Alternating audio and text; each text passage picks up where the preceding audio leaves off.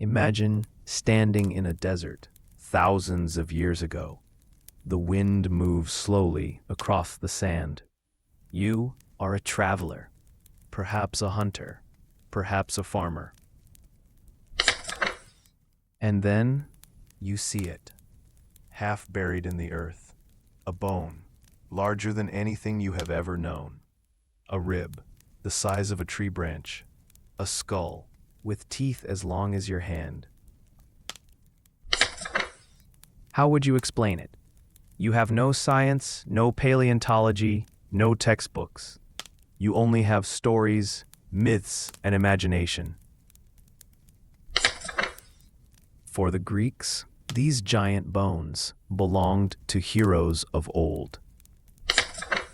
For the Chinese, they were the remains of dragons, powerful creatures of legend. For others, they were monsters, gods, or omens from another world. Long before modern archaeology, long before the word dinosaur, civilizations stumbled upon fossils, scattered across mountains and valleys. And each discovery left behind a question.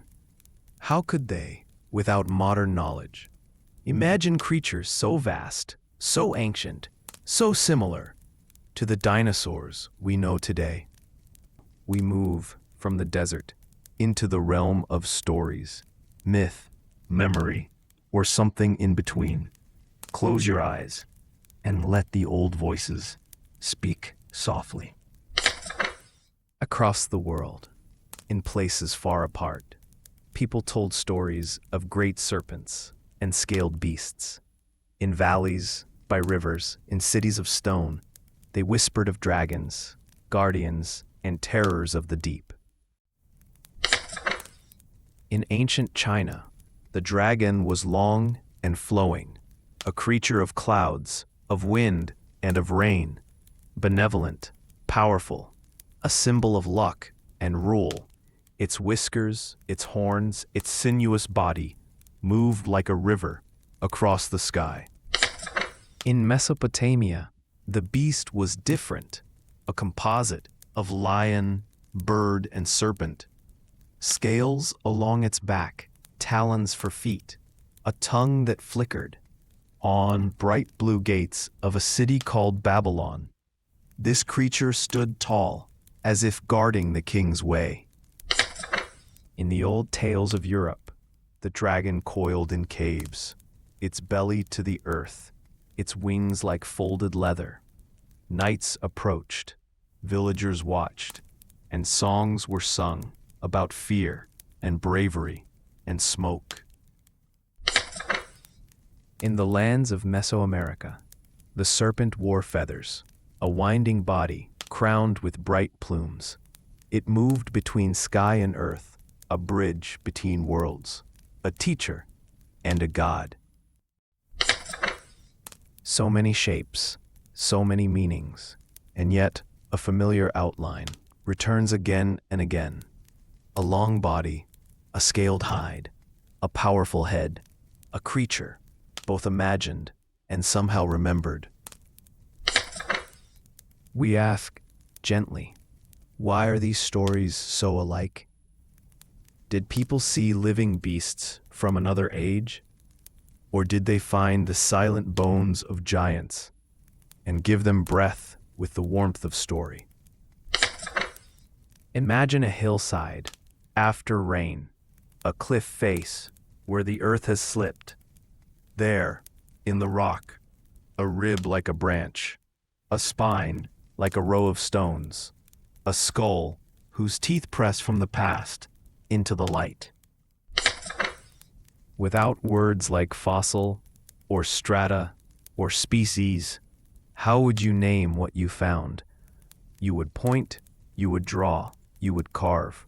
You would tell your children, and they would listen by firelight. Some say the tales of griffins came from deserts in the east, where sand kept the bones of beaked creatures, with frilled skulls and nests of eggs turned to stone. Travelers saw them, miners spoke of them, and a memory took wing. Half bird, half beast, all wonder. Elsewhere, along trade roads and mountain paths, whale bones washed ashore became ribs of land dragons.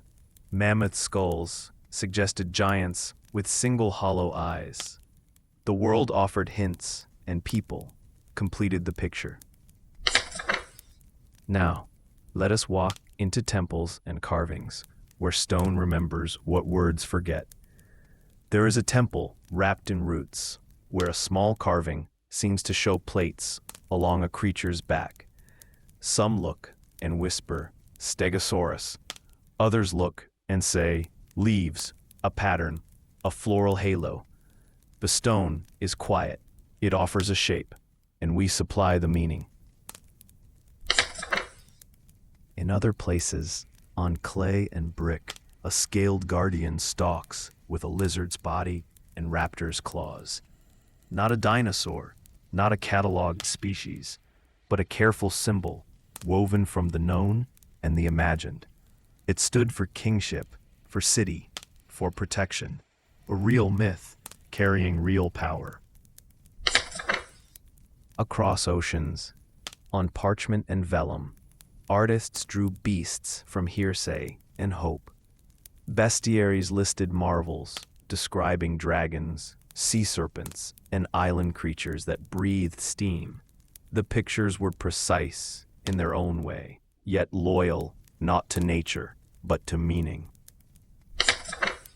And in the marketplace, in apothecaries and stalls, powders were sold from bones called dragon, white and chalky, ground from old stones, taken as remedies, kept as curiosities. Ancient hands held them, believing they were shards of legend made solid. Not all objects tell true stories. There are stones dark and polished, etched with scenes of people walking beside dinosaurs. There are figurines with friendly teeth and long tails, displayed as proof that time is not what we think. But when the dust is brushed away, when the ages are tested and the layers examined, these too often are recent hands making ancient dreams. The wish is old, the carving is new. So we return to what is firm and quiet. People everywhere met the past in the earth. They saw bones that no living creature matched. They felt their weight and traced their edges. And then they told a story that fit the shape of their world. A farmer imagines a river dragon because rain was life and rivers made fields green. A king imagines a gate guardian because cities need symbols and symbols hold crowds together. A traveler imagines a winged serpent because the horizon is wide and the wind can carry anything. Is that memory or myth? Perhaps both. A memory of stone turned into a memory in song. Listen now to how images turn into patterns, scales, drawn like fish for what else resembles a dragon's skin, horns and whiskers added for majesty and age, a crest or a ring of leaves mistaken for plates along a back, an open mouth because stories must speak. The rules of art guide the hand, front feet in profile, eyes from the side, a body that coils to fill the page. Anatomy becomes ornament, and ornament becomes tradition. Copy by copy, century by century, a beast becomes a canon, and then a memory you can touch. And yet, behind the ornament, the earth remains. Cliffs knit themselves and then let go. Rivers bite their banks and reveal old secrets. Deserts breathe and uncover ribs that once held a chest of breath. So when we ask, myth, monster, or memory, The answer comes softly from more than one place. From the hillside where a fossil sleeps, from the workshop where a carver sharpens a chisel, from a market stall where a powder gleams chalk white, from a mother's voice telling a child about a creature who guards the rain. Perhaps the ancients did not know dinosaurs as we name them now, but they knew that the earth kept stories older than people. They touched those stories in bone and stone and carried them into temples, into books, into memory. Myth is not the opposite of truth. Sometimes it is truth told in a different language. The language of fear and harvest, of rivers and kings. The language of something vast and vanished, translated into a creature that could live in the mind. Let the question rest for a while. Let the old carvings, the painted scrolls, the blue gates glow gently in the dark. We have walked among images and echoes. We have held hoaxes lightly and set them down. We have kept what endures, bones in the ground and stories in the hand. When you breathe, imagine a scale, a feather, a frill. Each exhale, smoothing the page of an ancient book. When you inhale, imagine the earth, lifting a small stone to show a tooth to the light. Myth, monster, or memory, the answer is a quiet chord of all three. And the music plays on whenever the wind turns a dune or a page. Let us walk a little closer to the earth itself, stone, sand, clay, and the quiet places where time rests. Imagine a riverbank. After a long season of rain, the water lowers, the mud pulls back, and along the curve of the shore, something pale appears. Not wood, not shell, not common stone. A shape with a curve like an arc, and a texture like baked ivory. A fragment of a rib from a creature no one remembers. Elsewhere, wind combs the desert, lifting grains and laying them down again. A dune sighs and moves just a little. And beneath it, a row of knobs, like a ladder, turned sideways. A spine set in stone, keeping its place in a bed of sand. In the mountains, a path breaks along a cliff. A chunk falls free, and the face of the rock opens like a page. There, within, a skull, pressed flat by ages, teeth showing in a silent, patient line. These finds are accidents, the gifts of weather and weight. A shepherd, a mason, a child at play, becomes the first to touch what the earth kept tucked away. There were also places where people dug on purpose, quarries for stone to make roads and temples and walls. Each stroke of a chisel, each wedge in a crack, was a small conversation with ancient ground. Miners and builders saw many things, layer upon layer, shell upon shell, bone upon bone. They did not map epochs or measure eras. They simply learned where strange shapes were likely to appear. What did they make of these shapes? Look again with their eyes. A rib as long as a man is tall. A thigh bone too heavy to lift alone. A tooth as big as a thumb, ridged like a mountain. No animal in their fields wore such parts. No beast in their forests grew such armor. So they reached for the words they had. Giant, dragon, thunder beast, bones of heroes, bones of gods, bones of the world, before the flood. Some bones drew the curious to markets.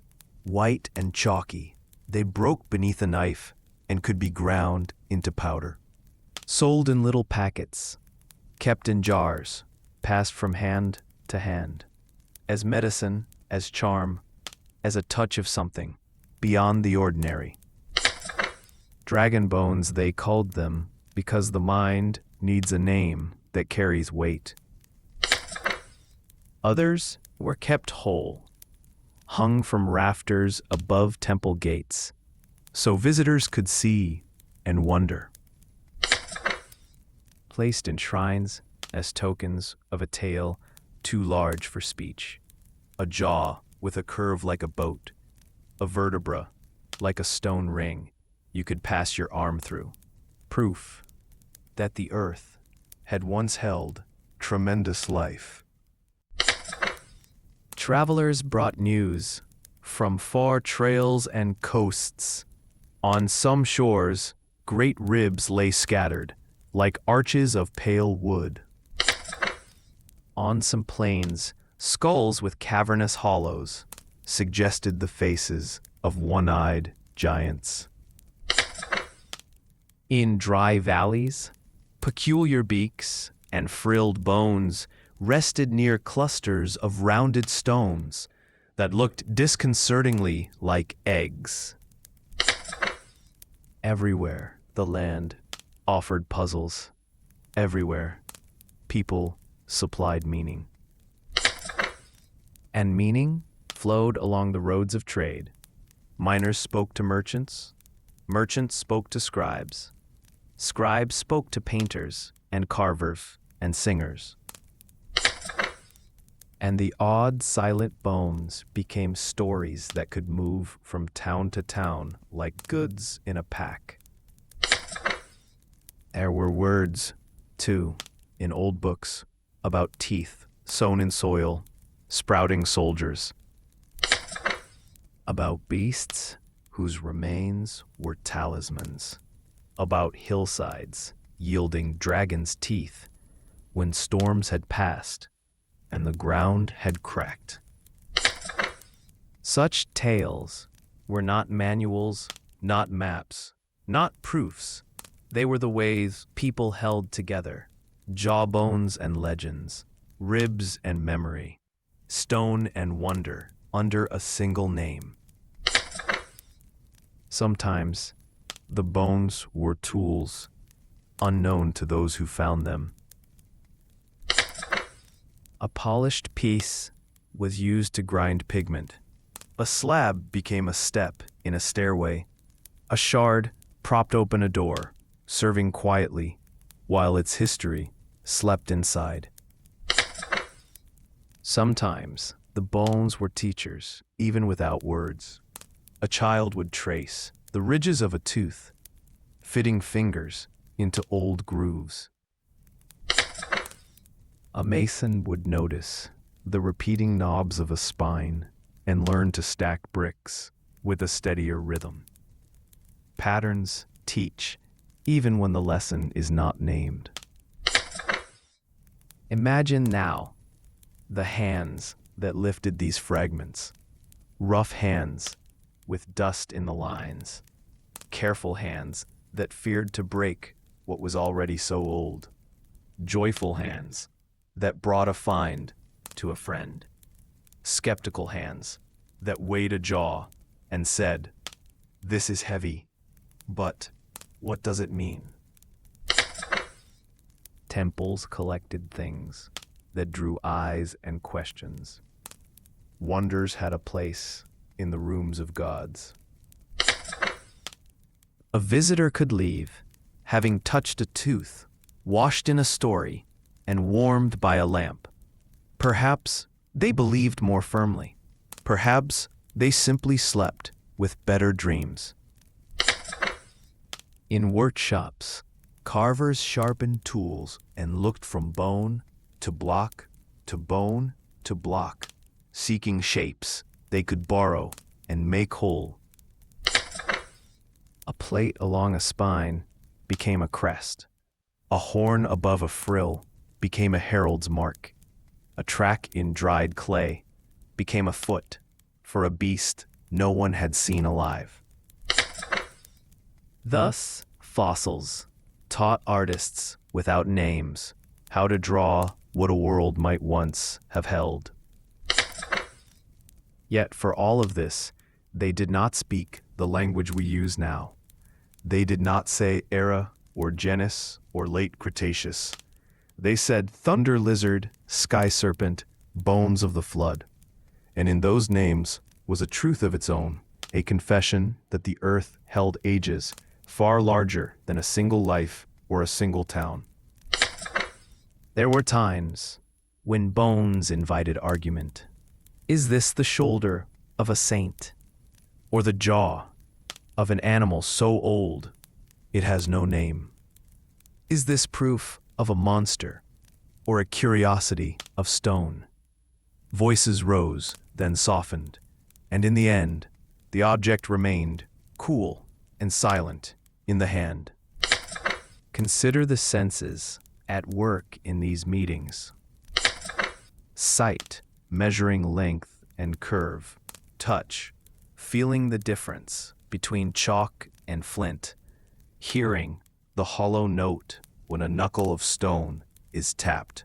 Smell of dust and clay and something faintly like old rain. Taste, only in the powders, small as a breath, offered as medicine or mystery. These encounters were not rare, only unrecorded. Every valley, every cliff, every road cut held a chance. Over centuries, the chances added up, and a people's memory grew thick with unplaceable bones. So did they unearth giants? In a way, yes. They lifted from the ground the heavy evidence that life had once worn different shapes. They met the large and the long, the plated and the toothed, and they gave them places in their stories and their rooms. What they lacked were the nets of measured time and the ladders of layered rock.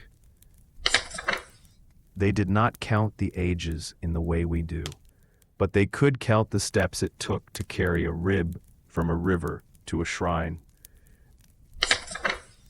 They could count the eyes that gathered each time a jaw was shown.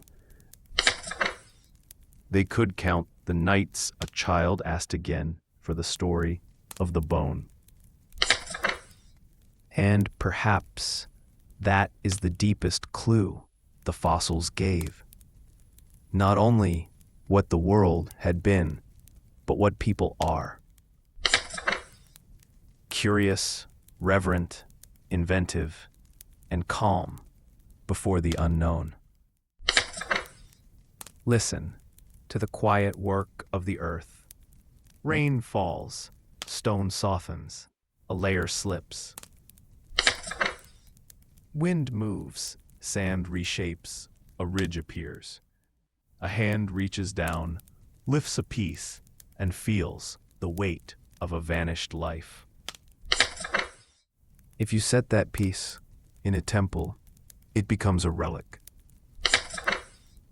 If you grind it for a remedy, it becomes a medicine. If you copy its shape in wood or paint, it becomes an emblem. If you keep it in your home, it becomes a story you tell when lamps are low. All of these are answers to the same encounter, a meeting with the ancient folded into stone. So when we ask, did they unearth giants? We may say, softly, they unearthed our first questions and carried them carefully from the bank of a river to the center of a life. Let us turn to the waters, to rain, to rivers, to seas that rise and recede, to memories of days when the world felt bigger than the shore. Across many lands, there are stories of a great flood, a storm that did not end, a river that forgot its banks, an ocean that came walking inland. In one valley, a family builds a vessel guided by a dream and a warning. In another, a hero steers a chest of cedar over fields that have become a single lake. Elsewhere, a husband and wife cast stones behind them and remake the world. Different names, different rivers, different mountains. The pattern remains, a world washed and then returned. What did the floods carry besides silt and reeds?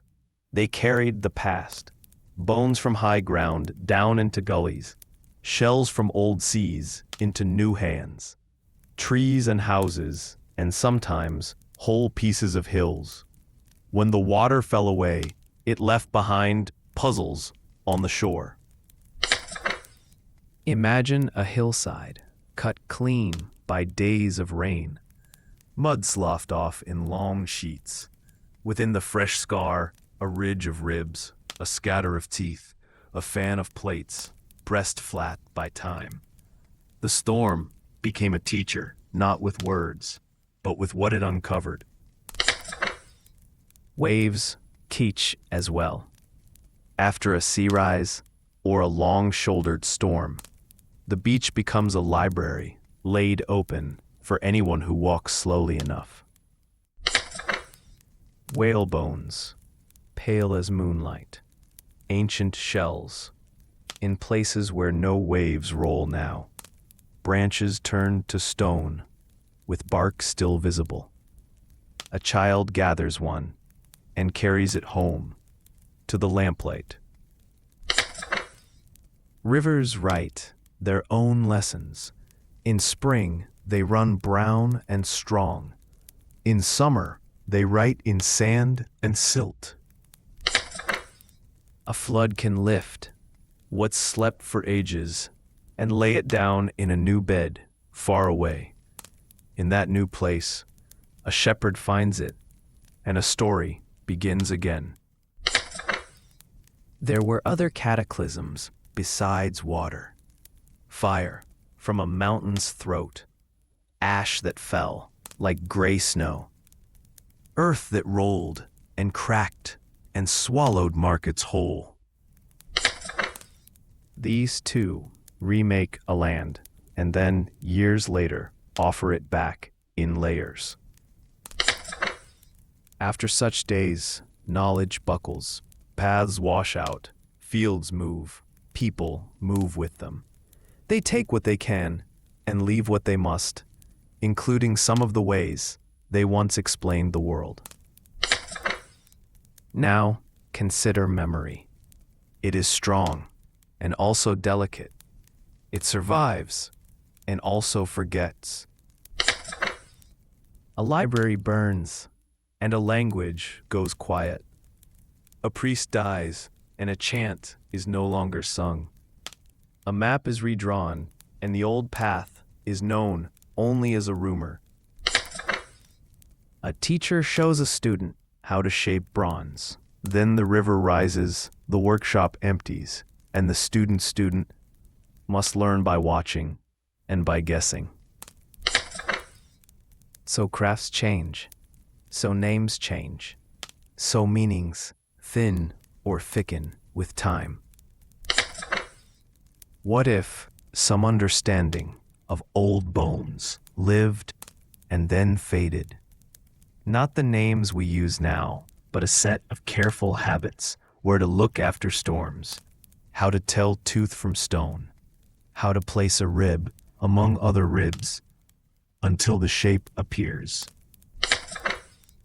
Then a flood comes, or a long winter, or a procession of years, and the craft becomes story, and the story becomes a miracle, and the miracle settles into myth. Let us walk from waters and workshops to creatures themselves, to those that lived with people, not in the deep past of the dinosaurs, but in nearer ages of ice and grass. There were elephants with coats of hair moving across windy plains. There were great cats whose shadows passed over tents at dusk. There were heavy-shouldered beasts and birds taller than a man, and antlers like trees in winter. People painted them on cave walls. People hunted them and honored them. People told stories about their voices and their paths. On some islands, the old herds lingered, smaller, quieter, breathing the same air as fishermen and gatherers. On other coasts, birds with thunderous feet walked shorelines that would later hold houses and roads. In warm, rocky places, lizards grew large and watched from a distance. In long rivers, the eyes of crocodiles floated like pebbles that could blink. To a traveler, meeting such beings, the world felt very old and very new. Dragons did not need to be from a vanished age. They could be the weight of a crocodile, the length of a great fish, the crest and scales of a monitor moving through brush. A sea serpent could be a whale's back, appearing and vanishing in swells. A giant's eye could be a hollow in a skull, lifted by waves to the strand. And yet, from time to time, someone carved more than a crocodile.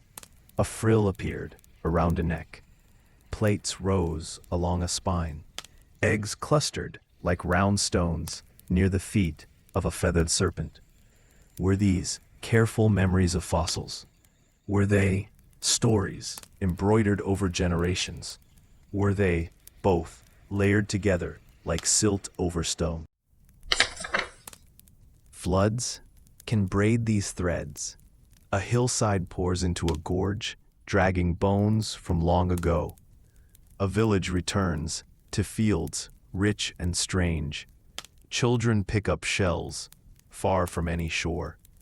A hunter finds a tooth, heavy as a river pebble, in a place where no such thing should be. The year becomes a tale. The tale becomes a teaching. And the teaching becomes a carving, on wood, on clay, on the corner of a gate.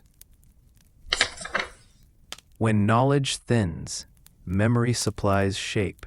When memory loosens, myth supplies meaning. And through it all, the earth keeps the quiet measure of its ages.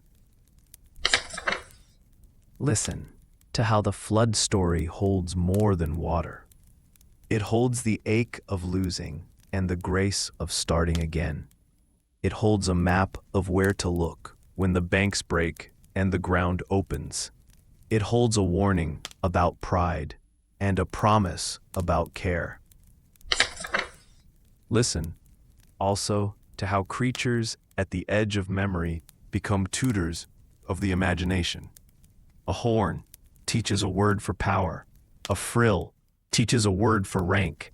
A shell in a field teaches a word for elsewhere. A bone on a shoreline teaches a word for before. If once there were crafts that set bones in order, they may have dimmed like coals in ash.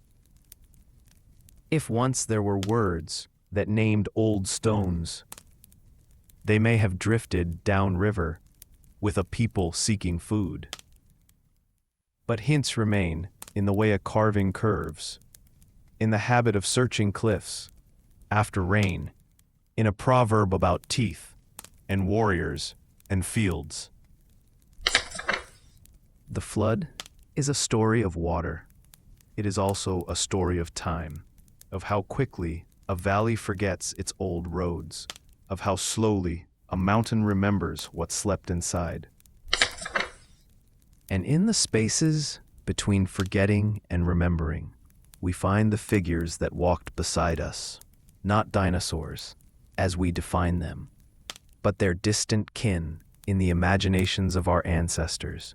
The mammoth, the great bird, the lion of the cold, the scaled watcher on the river's edge. So when we ask whether the ancients knew the giants of prehistory, the answer arrives in layers. They knew floods that disclosed bones and reshaped lands. They knew beasts large enough to ask for stories. They knew the stubbornness of stone and the generosity of silt. What they did not have were our nets of names, our ladders of time, our shelves of careful books. But they had eyes and hands and memory. They had fear and reverence and craft. And they had the long patience to turn a fragment into a meaning. Let the waters grow quiet in your mind. Let the river return to its bed. Let the shoreline smooth itself as evening comes. If a storm should lift tomorrow and a new page of earth opens before you, walk slowly. Look for a curve like an old rib. Look for a tooth like pale stone. Look for shells where no sea has been in living memory. And if you find them, carry them kindly. Set them where light is warm. Tell a child how the world sometimes brings up its past to the surface. Flood and fading and the lives in between. This is how memory makes a bridge from what was to what is, and then to sleep. Now we arrive at the quiet edge of our questions, not to close them, but to let them rest like stones set neatly along a path. What have we found in these long wanderings? Bones that sleep in hillsides, stories that cradle those bones in human words, floods and fires that rearrange the ground, and memories that rearrange the meaning. Myth, monster, memory, braided together into a cord strong enough to pull us forward. What does it mean for us? It means we can hold two lights at once, the light of wonder and the lamp of careful thought. We can love the story and still ask for the evidence. We can keep the evidence and still listen for the whispers of older tongues. Reevaluating time does not require tearing the past apart. It asks us to lean closer, to see that ancient people met ancient things, not with our names, but with their needs. They named what they found with the tools of their day: ritual, symbol, proverb, song, and in doing so, they preserved some part of the world's deep story in forms that could be remembered. If the ancients knew of dinosaurs, it was not as we do, not by genus or era or a chart on a wall, but they knew that the earth kept lives older than their own. They knew it in bones lifted from riverbanks. They knew it in shells far from any sea. They knew it in teeth that did not fit the jaws of living beasts. They carried those clues into temples and markets, into nursery tales and royal gates. They made a language out of scale and crest, of horn and plate, of feather and coil, a language that could last. So what changes for us? Perhaps not the calendar, but the posture. We bend closer to the ground and to the page. We listen for small words, the overlooked details that rethread a tapestry. Consider the overlooked, a place name that speaks of dragons, a festival that blesses rain with a coiled sign, a proverb about teeth and fields, a carving whose leaves look strangely like plates. These are small doors in ordinary rooms. Push them open, and a corridor appears, lined with old breaths and careful hands. Let us keep our skepticism kind. Hoaxes exist. Dreams sometimes dress as artifacts. We remember to ask, where did this object come from? What earth held it? What hands touched it first? We ask for layers and dates, for provenance and the long paper trail. We accept when a wish proves younger than its stone. We do not scold the wish. We set it down and keep walking. Let us keep our curiosity faithful.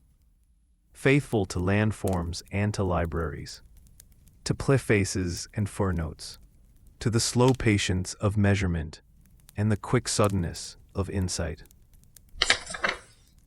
A truth may arrive as a number, or as a pattern, or as a story that won't let go until it is tested. How then do we look? We go to the edges. River bends after rain. Road cuts where stone is sliced like pages. Beach lines after storms. Museums where careful hands have gathered the durable. We go with notebooks and with quiet. We touch only what may be touched. We carry away only drawings and words. We leave the bones to their keepers and the sites to their laws. Respect is part of any true unveiling. We listen to people, to local names and long traditions, to elders who know where the ground opens itself, to scholars who know how to read the openings. Between them, a bridge appears. Stone speaks, and a sentence forms. A child hears it, and the bridge remains. Science is a way of being patient with the world. It counts what can be counted. It tests what can be tested. But it also begins with noticing, with the same quiet awe that once named a rib a relic and a relic a guardian. Wonder is not the enemy of truth. Wonder is the door. And myth is not the opposite of knowing. Sometimes it is the first container strong enough to carry a truth across the centuries. A dragon becomes a message about rivers. A giant becomes a message about bones. A flood becomes a message about time. When the day arrives to measure the message, we thank the vessel and learn what it held. What then do we keep? We keep the habit of asking gently.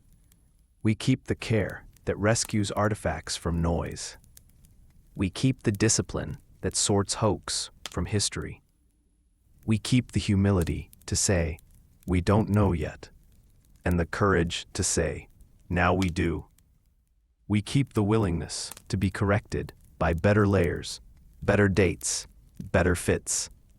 And we keep the joy of seeing an old story grow clearer rather than smaller.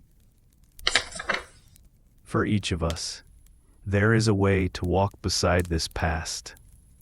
Perhaps in a museum gallery at closing light. Perhaps in a field guide read by a window. Perhaps in a sketchbook where a fossil's curve becomes a line.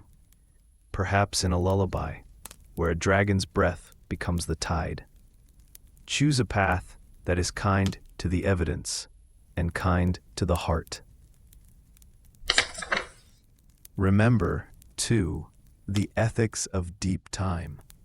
Bones are not trinkets. Sites are not treasure chests. They are libraries with fragile pages. The right to turn them belongs to all of us, and so to none of us alone. We share the reading through laws, through institutions, through the slow grace of collective care. Now, let us return to the wide view. Our ancestors met the Earth's memories with open hands. They made meaning from fragments. We do the same. Only the tools have changed. We have radiocarbon and stratigraphy. We have microscopes and maps. We have archives and satellites and the quiet arithmetic of time. But we still have the same night sky, the same wind over water, the same instinct to name what we find. So what this means for us is not a revision into certainty, but an invitation into attention. To see how a temple carving and a quarry wall and a fisherman's tale and a scholar's chart can meet in a single picture that is truer for being made of many hands. And if we must choose a guiding sentence, let it be simple. Carry fragments carefully. Test them kindly. Tell their stories clearly. Leave room for sleep. Because sleep is not forgetting. It is the mind putting pieces into place.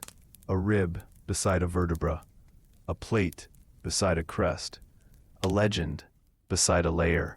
A question beside a lamp. Let your breath slow with the Nile. Let your thoughts settle like silt. Let the ages arrange themselves in gentle terraces along a quiet shore. If tomorrow brings another clue, you will know how to greet it.